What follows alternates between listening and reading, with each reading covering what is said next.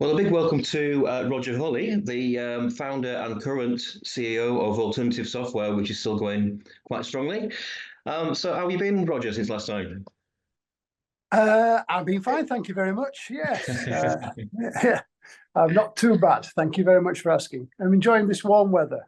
It's nice, isn't it? Yeah, for once. Well, you started your career working in retail, didn't you, for Foxes? Yeah, although I got my degree in biological sciences, no, Mm. it wasn't Foxes when I started out. What I did was I was thinking like a student. I wanted to get into records, as Uh-huh. in retail outlet, because that meant I could take home any album I wanted on a night time, Hmm. listen to it. Nowadays, of course, you've got the magic of Spotify. But so what I did was I became a graduate trainee with EMI. And at the time, it was called Thorn EMI, and Thorn EMI owned HMV, and I wanted to get into HMV, so I did. And they put me in there, and I'm happy to say that I was thoroughly enjoying that, listening to albums at a night time, etc., as I wanted to. And then I got poached by a chain of record shops called Foxes, and I went and ran that chain for a short spell. Excellent. So when did you first become aware of the budgeting, early days of games software? Right. Well, what happened there was I introduced video into the record stores, much to the disdain of the various managers, Mm. because they just saw it as music, music, music, which Yeah. is fair enough. But I thought the new formats coming through on video would be ideal to put in the record shops, and the record shops could become home entertainment centres. And that's what I did. And they took off, and then computer games were there on the bubbling away on the horizon. And in particular, of course, was the Atari VCS 2600, which you could rent out through video libraries. Hmm. So I embraced that, and then I got into computer games, and we opened a computer game shop within one of the video stores. I think it was in Nottingham. And then I just thought, this is fun. It's like having a hit record. So what I did was I went on my own then and basically started publishing games, etc. Right. Okay. Did you start in distribution as well? Yeah, we opened up in distribution. So we were distributing games first, and then we got into publishing because it just seemed a logical step to Yeah. do. And we've kept in publishing now for nearly 40 years now. Hmm. Who else did you distribute games for at the time? Everybody, Yeah. yep, you name them. You can go ahead and name them if you wish, but all the people, all the companies that were around at the time, we distributed their games. Yes, we in those days, a distributor was really a wholesaler in that Yeah. respect. So we supplied retail outlets throughout the UK and obviously abroad into Europe, etc., as the case is. And it was everybody's product. Anybody, of course, the title had to be good, but that's how it worked. First games came around because Martin Brown, who subsequently became Team 17, uh, Yeah. he came to see us together with a colleague of his. They'd done a game called Henry's Hoard. They'd Hmm. launched it on Spectrum, but it wasn't doing very well. It wasn't a fit for them. So I basically bought their stock and bought the name, and that's it. That's how it started. And then we then redesigned the packaging, decided to go out at 199 as opposed to the 499, I think it was at the time they'd pitched it at. And we then acquired some other titles, and we put out a range of games. I think it was just four actually at Christmas. And if my memory serves me well, it was Phoenix, spelt funny, Hmm. from a guy who operated as Megadodo. And we also put out How's That, which was a cricket game, which was published by Wyvern originally, with the name of a cricketer whose name escapes me at the moment. And we put out an Electron game as well called Night Strike. And yeah, that was it. That's the four with Henry's Hoard, Phoenix, How's That, and Night Strike. And at the time, it was at Christmas when we launched these. And some people said that we were nuts to launch a cricket game at that time, although it was 199, of course. But the good thing is England were playing exceptionally well that particular winter down in Uh, Australia. So the game sold very well, and it went into WH Smith's. hmm. Was it quite difficult to persuade shops like WH Smiths to stock cheaper titles? So obviously the markup's a lot smaller, isn't it, on budget titles? Yeah, markup's a lot smaller, but then again, the turnover is a lot more. So effectively, you're turning over something much quicker. So you might have a title on your shelves that's retailing at 10.99, but you might only sell one copy, say, a month. Whereas Yeah. if you've got several titles at 1.99 and they're selling several copies during every week, then it balances itself out. So yeah, they soon realise that. Yeah. Well, obviously, you publish a lot of people's older games, companies like Yes. Durell and that sort of thing. So, how would that normally work? Would you just go to them and ask if they've got any games they want to sell, or what would the format be? Yeah, we would. We would go to the particular gaming company in question, whichever it would be, and we would ask them if they'd like to sell their back catalogue, and that's how it went on. And we bought their back catalogue, usually outright, 99% of the time, and then we put the product out at a low price point and often repackage it as well, of course, with the look of Yeah. alternative software, and that's how we did it. In fact, we did it. I don't know how many companies we acquired people's back catalogue, of course, but we do have a vast range of titles in our annals. I remember you having a very small development team in-house, didn't you? It was a bizarre development. So, how did all that come about? Well, we were getting on extremely well with a developer. His name is Richard Stevenson. He'd been to see us a few times when he was running an operation. Well, it's him and his dad called Dollarsoft, if I remember it correctly. And I think we sold one of his games through our distribution setup. But we were getting on we got on very well with Richard, and Richard was based in Sheffield, and I just felt that we ought to have our own development team as well, and so we could develop our own games as well as re-releases. So we asked Richard, and he said, yeah, he'd love to set up a team, and they set up a team based in Sheffield, and Richard called it Bizarre Developments. Hmm. I actually came through to your offices one time because I spoke to Richard. I'm a friend of Richard's, and I did some graphics for a game called Mrs. Mop Goes Spring Cleaning, which never got released in the end. No, it didn't. No, I vaguely remember that, but there are several titles we didn't release in the end, and that one of which is we had a license with the Beano, and we were happily developing games for the Beano, and about to get them into the marketplace when they disclosed that they'd signed a license with Polygram, I think it was at the time, which meant that Polygram had the rights to CD-ROMs, and we hadn't, or rather they hadn't, should I say, thought it through, because obviously at the time that was the format the games went out on. So we were dead in the water then. Right. We had a very nice game in development based on Bash Street Kids that was working on and looking very good. Yeah. Oh, that's a shame, isn't it? Well, there was a definite Yep. shift around about 1986 when you sort of you specifically went after licensed children's programs and cartoons and that sort of thing. What prompted that? Well, I had a young family at the time, and I just thought computer games were very expensive if you were to buy one for a younger child. Usually, we're talking here there'd be a brother, an older brother situation where he was playing, lots of shoot 'em ups and things like this, which were more expensive in the more expensive brackets. And I just thought that it'd be nice if the younger child in the family had an opportunity. But thinking as a parent, the logical thing there was, they would think twice at buying something at £10, as the case is, because the young child may not like the game, but may not get into it. So £1.99 was an impulse buy.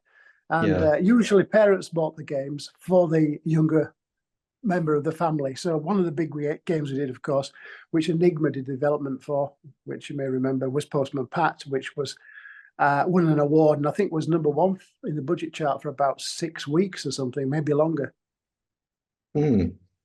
Yeah, I worked there at the time on that project and Postman Pat too. I remember you saying at the time, I think you did anyway, that you were trying to get things like Postman Pat, well, especially Postman Pat, into places like post offices and typically, places where you wouldn't really buy computer games normally. Did that ever come to pass? Yes, we realised that we could put these games in spinner racks and put them into other places other than just computer game stores.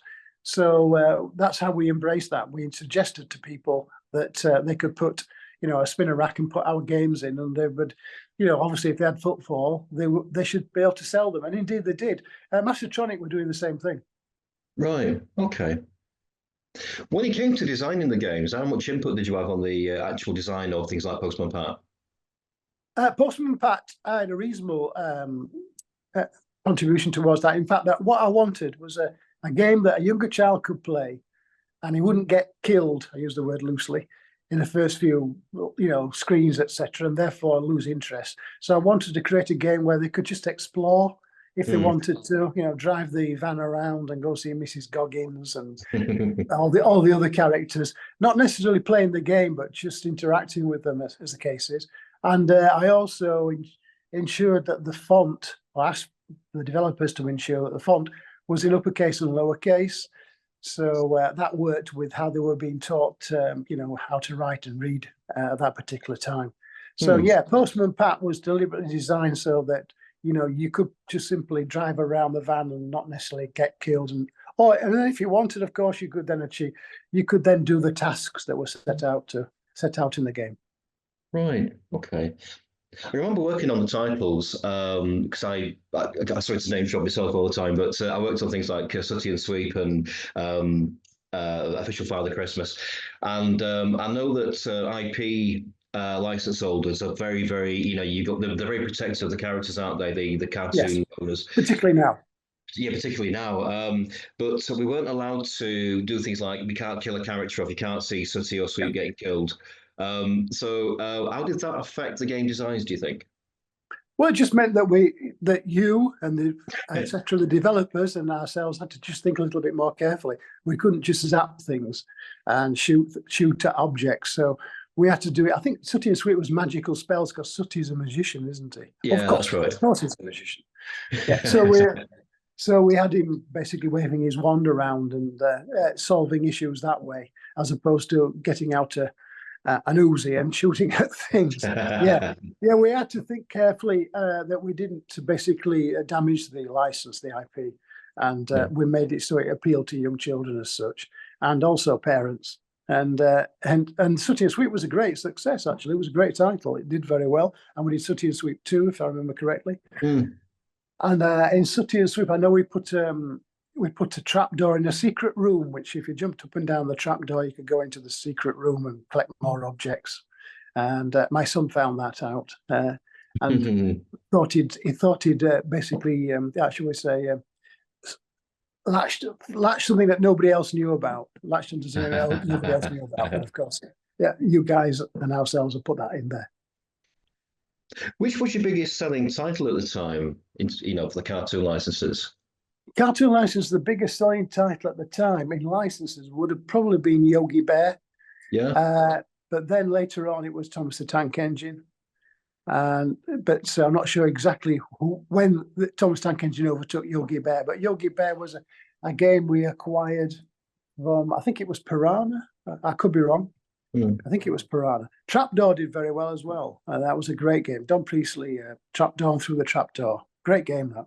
Great games. Really big graphics, weren't they? Yeah, gorgeous. And, for the time, they were superb. And, of course, the TV program was great as well, even though it was dying off at that particular time. I remember taking the VHS tapes home to my son, who was into other things at the time, but he found it so hilarious watching those that he became a Trapdoor fan. Yeah. So tell us about the Doctor Who game then, because wasn't that the last game to be released on 8-bit? We believe so. Yeah, that's what we've been told. That it was the last game to come out on Spectrum and Commodore, or maybe just Spectrum, but one of the last 8-bit games ever. Yeah. And we released that on 16-bit and 8-bit. It was developed by 221B in Sheffield. And we tried to get in as many Doctor Who characters as we possibly could into the game. And some people criticised the game because Doctor Who was seen to shoot things, but he wasn't really. If they looked at the game, they'd have seen he was using his sonic screwdriver. And he was teleporting Daleks to an off-world planet, basically, rather than just simply killing them. But so we had a situation where we launched that particular game on, I think it was Commodore 64, Spectrum, there's Atari, ST, and Amiga. I'm not sure if we did a PC version. I'd have to double check on that. But we released that again, not full price. We put that out at something like £20 at the time. Games were selling now. We're pushing the £40 area, but we were going out at a lower price point. And my brother-in-law, who is a TV director, and now a TV producer, but he actually did direct some of the Doctor Who films. So that was a bit of a connection there. But as a youngster, I obviously loved Doctor Who, as many people do and still do now, of course. And that was released in 1993 for the 30th anniversary. Which Doctor Who was that? Who played the Doctor Who at the time? I've forgotten. Sylvester McCoy. Okay. But we put 3 Doctors in the game, I think. So you could choose which Doctor you want to play as. You could play as Tom Baker, Sylvester McCoy, and another one who was Patrick Troughton, I think it was. You could play depending on what generation you came from. You could select one of those particular Doctors and play as that Doctor. So it would load the graphics in for that particular Doctor. So that's how we did that. And we had Daleks in there, Orgons, if I've got that pronounced right. And we had an incident where they were in New York and Tokyo, because we didn't want it to be seen just purely as a UK product. So we created Doctor Who being in New York, which has subsequently been done for the new series, of course. But at that time, it was very UK orientated. And we went to a launch for the 30th anniversary in London, and I think I sat on a table with Pertwee. I forgot. John Pertwee, is it? Is it John Pertwee? Yeah, his son's called Sean, but he's called John. Yeah. Yeah. So I sat on the table with him, and other tables had other Doctor Who's on, and that was at the Madame Tussauds. And they announced that there was a special guest coming to see us whilst we were in there. And lo and behold, they did a big unveil, and in walked Mr. Blobby. Oh, God. We all went, what? Anyway, Mr. Blobby went all around, and in Madame Tussauds, where we were, there were concrete pillars. Mr. Blobby was doing his stupid stuff, of course, which is what he's famous for. And unfortunately for him, he went straight into a concrete pillar and knocked himself out cold. So there's this big. So we all thought it was part of the act, but it wasn't. He'd actually knocked himself out. So we're all there pretending to be eating or whatever and chatting away, and there's basically a Mr. Blobby on the floor, and they had to call out, paramedics or whatever to get him to sort him out. But that was quite funny. And of course, we did things with Daleks. I remember one of our guys had to wheel a Dalek through. It was Game Master. We were going to present him at Game Master, and we got a Dalek, and we had to push it through the streets to get it to the studios, and that was quite amusing, to say the least. Well, where did you get the Dalek from? Well, this is a long story. Right. Okay. That time we were based in Pontefract. I got the Doctor Who license, and I thought, right, I wanted to embrace and get to know the Doctor Who Appreciation Society. So I rang up I was told who ran it. I rang this chap up. He was a lawyer in London. And when I rang, his secretary said, so, yes, I can put you through. She said, it's not about Doctor Who, is it? I said, yes. Because obviously he wasn't getting paid for any Doctor Who stuff, and he was just doing it because he loved it. I'm trying to remember his name now. But then I said to him, well, we ought to meet up. And he said, yeah, great. I said, well, where are you now? And he says, Pontefract. I went, what? So, of all places, he was from this area, and he just happened to be in Pontefract. So I went out and I met him outside Boots, and we brought him back to the offices, and we had a long chat. And we launched the product at one of their, I think, I can't remember what they call themselves, but the big Doctor Who convention anyway, when we launched the game. And it went down very well. I know that. They loved it. But it was really weird. This guy who I was ringing, a solicitor in London, turned out to be the head of the Doctor Who Appreciation Society, and just happened to be in Pontefract. But there you go, small town. Yeah. Did the BBC get involved a lot with the actual design of it, the game? Not really. No. They just basically took us on trust. And we did show them the graphics and things, but of course in those days you're talking 8-bit, 16-bit graphics, so you're not got a situation whereby nowadays you can get almost real looking, can't you? But at that time it was lots of pixels. So but they were happy with the game, and as I say, we put it out there at full price. Half a budget price. I think later on, I'm not sure if we did release it as on the budget label, but that's how we did launch Doctor Who, and it was a personal favourite of mine at the time. Brilliant. 1993, a long time ago. Well, you had a massive share of the sales markets at the time, didn't you? Across all the titles. One time we had 17% of the market. That's a budget market, of course. Yeah. The budget market, so the 16-bit machines came out and it didn't really translate into the, I remember companies trying the budget labels on 16-bit, but it never really took off, did it?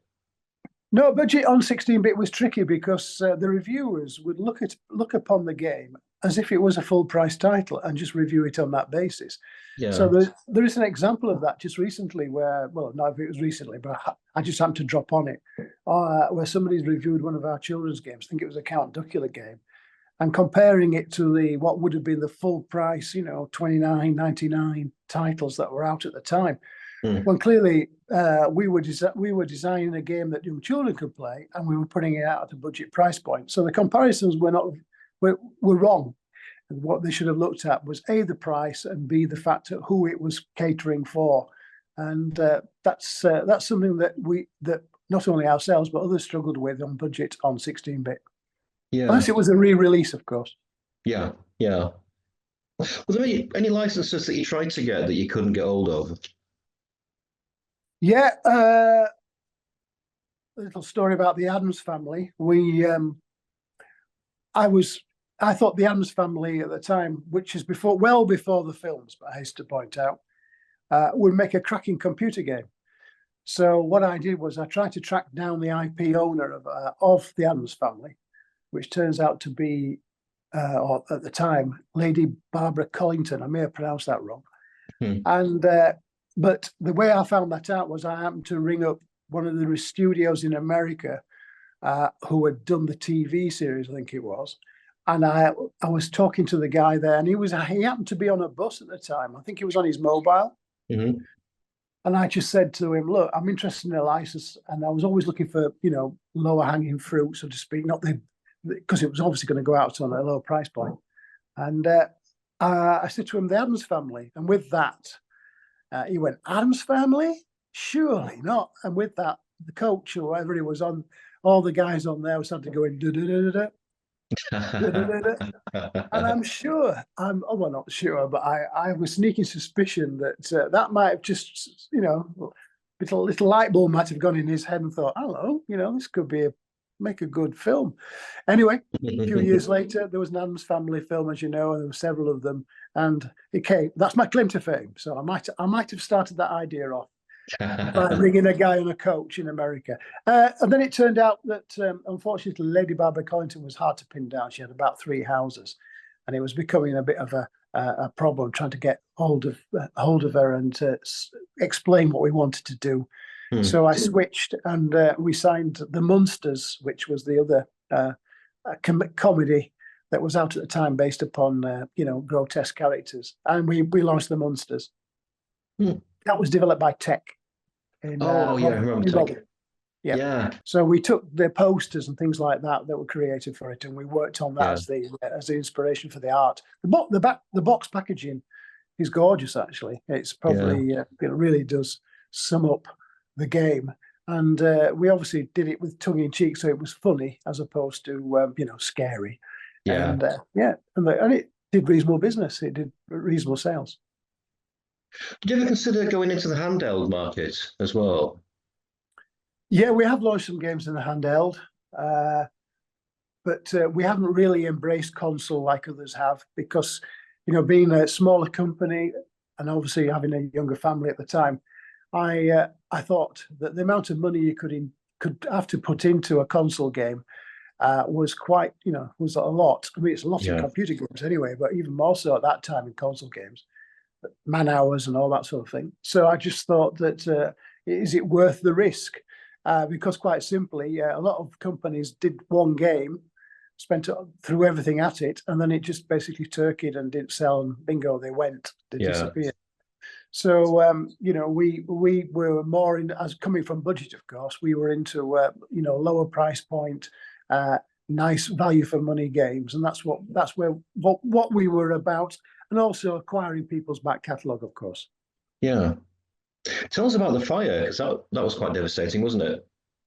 Yeah, we had a fire in 1997. It wasn't our fire; it was next door, and it spread into our offices and units and destroyed all our stock and lots of masters and paperwork, etc.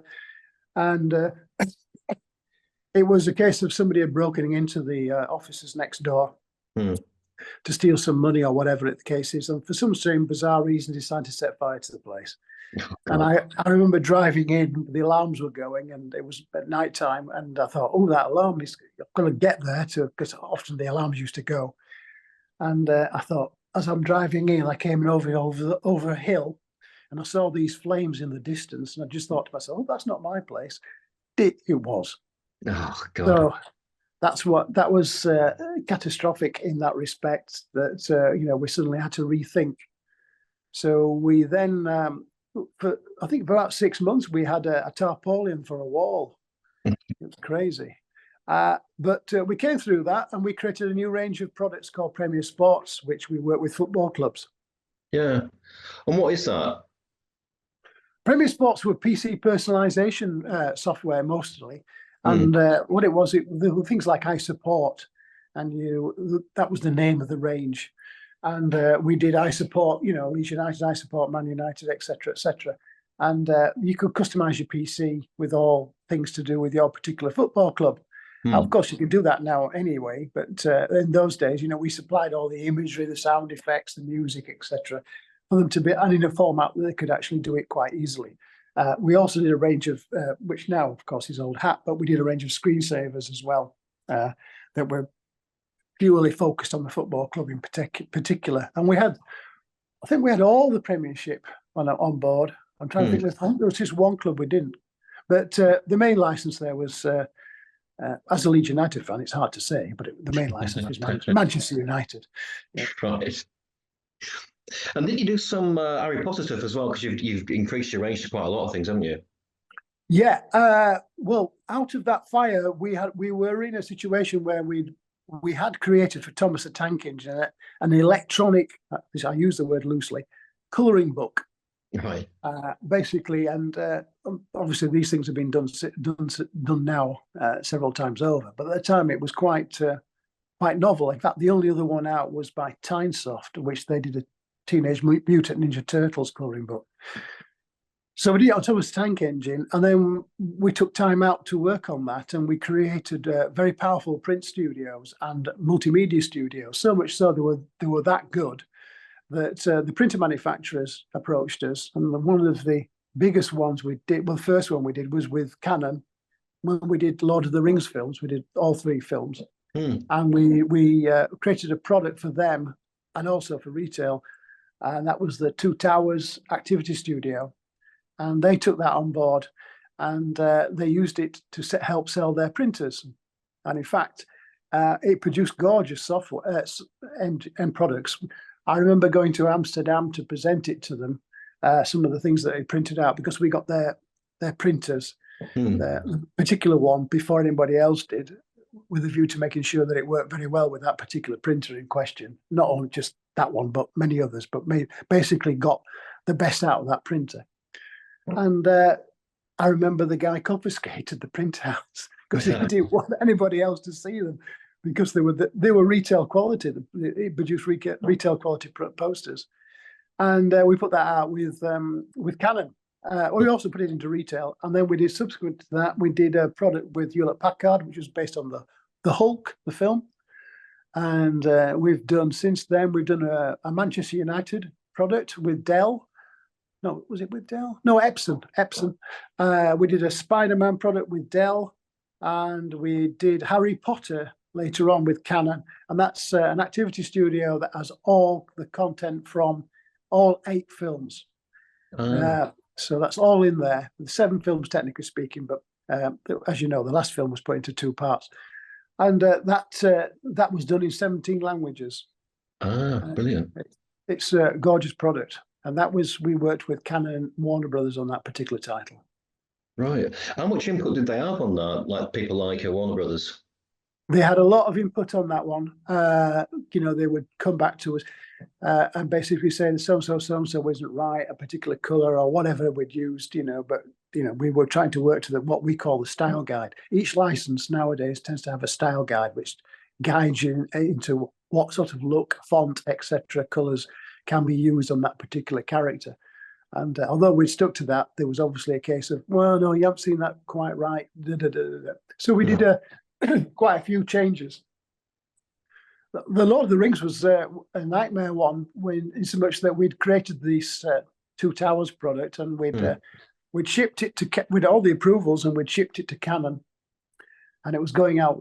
It was a lot of units, and then their quality control, not the quality control, their approval process, and they changed their mind about the background color in the product, and we just went, it's made, it's out. You've already approved it. Anyway, happy to say they basically accepted the situation. But I remember, my hair went white at the time, or whiter, should I say. Oh, and another time with the Hulk, the Hewlett Packard, I thought of an idea in there of putting a competition in to win a fortnight's holiday in Orlando and ride the Hulk ride. So we and Hewlett Packard loved it. So we put the competition in, and we manufactured all the units they required, which is several 100,000, and we shipped it to Hewlett Packard's various depots. And the lady who was basically in charge of it, running it for Hewlett Packard, rang me up and said, "The competition isn't in," and my heart stank. I just thought, how many 100,000 we haven't got the competition in? What's going on? And I got back into the office and I pulled one of the products out that we'd obviously kept to. We had a production sample, and the competition was in. Oh, what she'd done inadvertently is she'd put the disc in, and she was running she hadn't updated the software, better way to describe. So she was still running the old version without the competition in. I tell you, I almost aged immediately that particular night, thinking, "What are we going to do? What were we going to do?" Had we manufactured the wrong master? But it turned out we hadn't. Thank goodness. Well, you're still making games as well, aren't you? So I remember there was was it called Back to School? We have done a retro remake of School Days and Back to School. Yeah, it's called. And we put a new game in there as well called New School. Right. And that's out on Steam. It's called School Days Reschooled, and it's there. It's available to much of a budget price, and it's got good reviews from all the people who love that classic. And of course, it's got Back to School in there and another game as well. And we've kept it, true to the original. Yeah. And it's something that we're looking at doing more of those. Time permitting, of course. But the other titles that we're doing are obviously we're well known for rugby games. Yeah. So we've got the latest rugby union game that we've got out is Rugby Union Team Manager 4, and that game is out on Steam, and it's basically obviously a sports management game for rugby fans, and we've got Rugby League Team Manager 3, etc. And who knows, we might be working on something else as we speak. And so we've got several rugby games out there, several incarnations, and we are working on that sports management engine all the time. Brilliant. We've got a boxing management game out as well. Oh, great! I've not seen one of them before. I remember one on the Spectrum years ago. It didn't quite work too well, but I'll be interested to see yours. Yeah, it's called Boxing Club Manager. And in addition to that, we've got an MMA management game as well called MMA Team Manager. Right. That's out on Steam. Yeah. Okay, we would love to revisit those when we can and bring out new versions. But at the moment, we are focused on the rugby side and improving the engine. The thing about these particular games is people like to mod them. Mm. So we put in a lot of features into the game, which makes modding work really well for them. Yeah. Particularly as it's a nightmare licensing wise. Yeah. Why is it a nightmare licenses wise, just out of interest? Sorry. Too many individual parties. Ah, You can't go to a central body like you could go. The whole you could with that time you went to Universal actually because it was Universal Film, but you'd go to a specific one particular company. But yeah. with rugby, you've got different leagues, you've got different clubs, you've got Right. different rights, you've got player rights, you've got sometimes player image rights, things like this, which confuses the matter dramatically. Yeah. So it's very hard there, to get to make sure you've got in an economic way all the licenses in a particular rugby game. I mean, we've done it, but there will be others that are missing, etc. Yeah. Hmm. Well, like you said, you're nearly 40 now as a company. Oh, Have you me? Yeah, I'm nearly 40. Yeah, so have you got any plans to celebrate or? not really. We haven't really thought it through, really, to be honest. We're still publishing, we're still developing, so we've got another game coming out very shortly, and that will be released on PC on Steam. But as for a big celebration, no, we don't really have anything planned. Hopefully, somebody will tap onto the fact that we're probably the oldest now, if not the oldest in Europe, if not the world, independent publishers of computer games and developers that have continually released games throughout those years, products throughout those years. We've had others that have been in co on and disappeared for a few years, then come back into the fray again.